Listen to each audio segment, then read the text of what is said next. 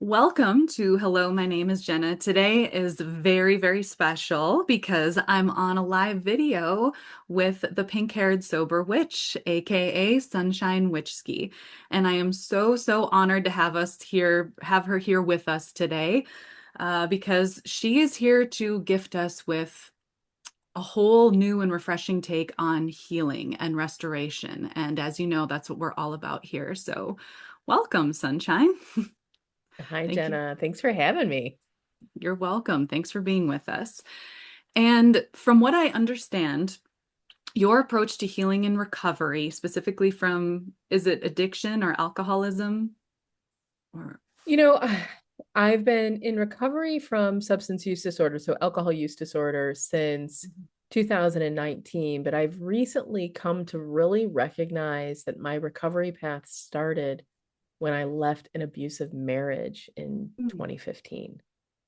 Oh, okay. Yeah. Yeah, those cycles are kind of all related. So Yep. before we before we before we get into your business and recovery and how witchcraft plays into that, did you want to share a little bit more about kind of how that realization came that you needed to go and how it kind of connected you to your healing practices? Um, Meaning my realization that I needed to be in recovery. Yes. Yeah.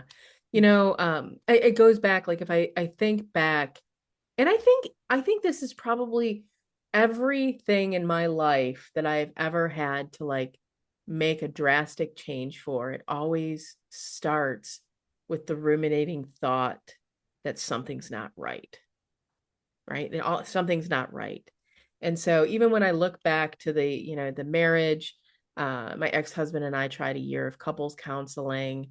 Um, and at the tail end, the reason why we called it quits is we'd been at it like 90 days of, like, trying to give each other what we needed for 90 days. And he violated a what in my heart was a drastic boundary before that 90 days ended. But the alcohol use disorder, again, like, I started in 2017 really thinking about my own, use of alcohol, because my father was on his deathbed from drinking. And then in 2018, I had a cousin that ended up on their deathbed. And Mm. though my father's life was saved, my cousin's was not. Um, Sorry. yeah, no, I appreciate that. And I'm very honored to know that some of my work is done with his name, and his thoughts in mind. But yeah, it was all of it starts with this ruminating thought, like, I'm doing something that does not ring true to myself anymore, right? And I don't care what it is, leaving a job, leaving a relationship, leaving some kind of form. I call it self-abandonment, right? So Mhm. this drinking really started to be a place of self-abandonment. And so in 2019, I started the year trying, and relapsed pretty hard, pretty I relapsed, about 3 months in the first time, and then hit my rock bottom with my pretty much my second relapse of the year that took me to a place that I never wanted to meet that version of myself again. Ooh, you hit something with that. I can relate in my own way. No, I don't think any of us end up stepping into recovery because we were happy with who we were before we got there. I really appreciate what you said about the something's not right. And I think so many of us avoid leaving self-destructive patterns because it's so easy to ignore that. I can think of countless times in my life where I was in a self-destructive situation or an abusive situation and just ignored it. Mm. Um, so what was it that gave you the bravery to listen and to take that first step to recovery and changing the pattern? Mm. Gosh, that's a really good question. And it's interesting. I don't know that it's any like one thing, right? And I don't know that it's this, I don't have like one specific instance that had me start to listen.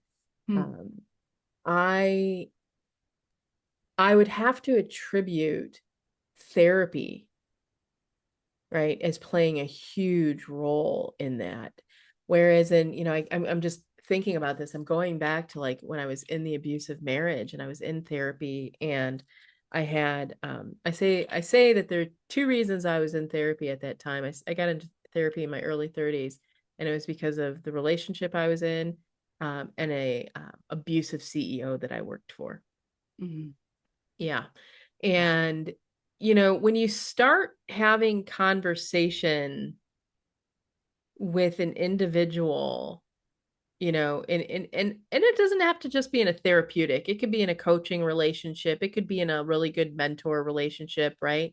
When you start Hmm. having conversation and people start kind of like holding the mirror up to you and helping you realize where you are creating the problems,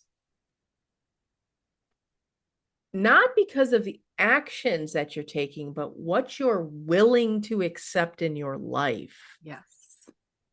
Yes. right? Like there's these subconscious beliefs of being unworthy of beautiful things, unworthy of healthy relationships, unworthy of like true, embodied joy. And, yes, it becomes really easy to ignore it because of, for me, the substance abuse, right? Mm. I'd get treated like shit and belittled throughout the day, or I'd have to defend somebody else that was getting belittled by the CEO. And then Yeah. I'd come home and I'd just crack a beer, pour a glass of wine, right? Hmm. Like, because that's the culture we live in. Like, Yep. right? That's the culture. Like, it's just so I can make it through that 10-hour day and get my beer, Hmm. I'll be fine. Hmm. Um, so it wasn't just like one thing, but it was a lot of conversations with my therapist on how much I was truly abandoning myself Hmm. that led me to the place of like, I'm done. I can't do this anymore. I Hmm. can't. And I am so grateful to this couple counselor that my ex-husband and I had, because he had the courage, and so not what they're supposed to ever do. Um, but we'd been in therapy for about maybe almost 9 months at that point, and we're in a session, and my husband is like, I gotta go to the restroom. And so he gets up and goes to the restroom, and this therapist, who, mind you, had been a therapist for, well, a couples counselor for over 30 years at that point, leans across to me and he goes, I'm not supposed to say this, but I have to tell you, he is never going to change. This is never going to change for me. Like, because my ex-husband just could not comprehend his role in what was going on. And so, it's like I had these therapists in my life, and I think a lot of times this is running through my head. I Hmm. think a lot of times this is where podcasts and these things like today are showing up for people in this way, where Yeah. they're starting to hear and understand how much they've abandoned who they are to Yep. try to fit into some other definition of what someone thought they should be or wanted them to be. That is so beautifully said. And I have a couple things I want to share in response. I'm so grateful for that therapist too. I understand they have to maintain a professional structure, but I think we need a lot more therapists like that. I think part of the reason why we have so many corrupt and destructive structures that are supposed to be healing and educational is because people stick more to the policy than they do to the actual humans that they're working with. And I think we have to find a balance of getting real with people like that, being honest and vulnerable, because How incredible, because he was willing to be vulnerable and tell you the truth, you were able to break free from a cycle that probably never would have changed and begin all this healing work that you're doing for yourself and for others. And so I think it was very brave of him to do that. I think we need more of that, just more of that honesty, because too many just corrupt or unhealthy things are happening because that protocol isn't broken, or because we don't have better systems in place for just genuinely recognizing something for what it is and protecting the victim or protecting the person who's coming to the table with honesty and vulnerability and genuinely wanting to break the cycle. Yeah. So I'm so glad he was honest with you Oh, in me that too. way. I'm grateful for him. I'm grateful I had a lovely personal therapist I was with at the time. And yeah, again, I think when we've grown up, you know, I don't even want to say it's like trauma, right? Because I think there are a lot of people that grow up without experiencing like childhood trauma, but they are learning unhealthy like coping mechanisms or unhealthy attachment, right? Like you can have poor attachment and not have experienced like traumatic events in your life. Mhm. And Yeah. so now here they are, and that's in essence what mine was. I was attached to this partner and we tried. I mean, I tried Mhm. everything, and that was literally, I remember talking to my personal therapist about this, and she was shocked. She was like, he that is like not what they're supposed to say, and Mhm. but it was this beautiful validation, the conversation that her and I had about, again, how much I kept trying to do all of the work for us both. Yeah. I kept trying to change or shift or adjust or do all of these things. And, frankly, I think the only reason I lasted as long as I did in the relationship is because of the drugs and the alcohol at that time. Mhm. I look back at what I accepted at that point in my life. I think about the me version. No way, no way would I have accepted. Mhm. Nope. Yeah. Wow. Thank you for sharing that. It kind of naturally leads into something I wanted to ask you about, and then maybe we can circle back to talk about witchcraft and recovery and how Yeah. it all pieces together, because I think we're at a good place to talk about some more realizations that you had. And part of the reason that I'm so grateful for the things that you say is because it's really going to help my audience, because we talk a lot about remembering who we are, remembering our own divinity is a big part of my message, but also self destruction and the shame that comes with it. And of course, the things that we do as adults are protective measures that we take as children, but we're not really taught how to recognize that. We're taught to just be shamed. And shame is just this visceral thing that just grips you. And it's so hard to release. And so, your article that you wrote on Medium about a year and a half ago really stood out to me. And you said a couple things in there that I just loved. And um, I'm just going to read a few of them and then maybe we can just talk about it really quick. So, one thing you said is, I learned early that love was something you had to earn. Safety was temporary and silence was protection. Just based on what you already shared, I can see how that might have played out in your relationship a little bit. And this safety was temporary, silence was protection. Man, that's one of the hardest things when it comes to cycles of abuse and addiction, because especially when we're children, we're conditioned to stay safe, and it can be so hard to learn how to address that as an adult. So can you share more about that quote and how it's played out kind of in your life, or how you came to recognize that and kind of replace this shame idea with this safety and silence being protective measures? Yeah, silence, there's just all sorts of things that are coming up, and you're making me see like such a mirror of my childhood to that marriage. Um, when I was a kid, I was taught that speaking up for myself, in my household, I would be punished.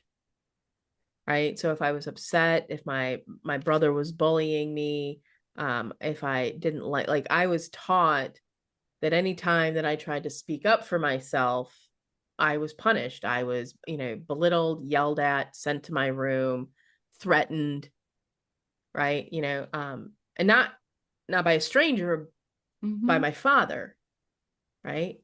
Um, and even with my mom, it was reiterated where, my mom was the same thing happened to her. Like my dad, she was shut down. And so my mom would often talk to me about that. So there was just this whole Mm-hmm. kind of pattern of like, it is safer to stay quiet and to bury one's emotions, right, than it is to ever speak up. And so this was a lot of the patterning throughout my young adult life and into my marriage, where it was safer to try to figure out a way to change, fix, adjust, do something different with myself than it ever was to me to speak up and expect somebody else to address the problem with me, right? So it took a lot of courage for me to end up being in therapy with my ex-husband. um, and I don't know up until like even right now that I would have realized or I would have labeled what I felt, what the emotions were that I was experiencing as being shame, right? It was lack of safety, right? Because I Mm-hmm. didn't feel, but I don't know that I would have ever labeled that I felt ashamed of having emotion until like literally we're having this conversation. Um, Mm-hmm. because what I was taught as a child was it was wrong, right? And we feel shame when somebody else tells us what we're doing is not right in their eyes. And those are very intentional words, not right in their eyes, right? Because it doesn't matter what it is, they have a judgment that what we are doing. And so therefore they project shame. Yep. Um, and And it's, we it's, internalize it. yeah, we do, we Mm-hmm. internalize it. And so, it took it took a lot of unprogramming around shame to really face it. And I don't think I ever dealt with that. Like, even though I was in therapy all those years, we never had conversations around shame. We didn't talk about Mm-hmm. shame. That wasn't the conversation, right? I didn't have Mm-hmm. labels for that. I didn't have an understanding that this is the way that I was feeling. It Mm-hmm. wasn't until I had stepped into recovery.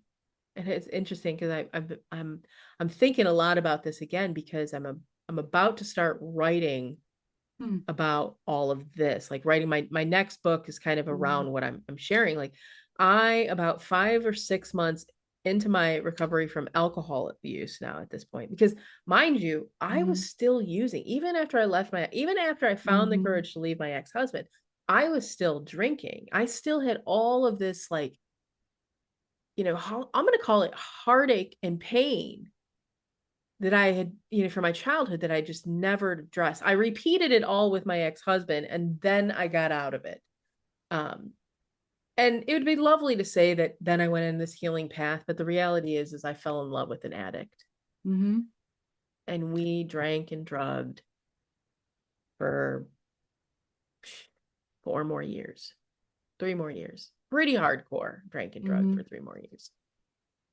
So I'm like 6 months into my recovery from alcohol use, and I start doing this very intensive study into the chakras. And I come to this understanding, and people may have other, beliefs, but yeah, I trust spirit that shame shows up in our sacral chakra. Yes, I can relate to And that.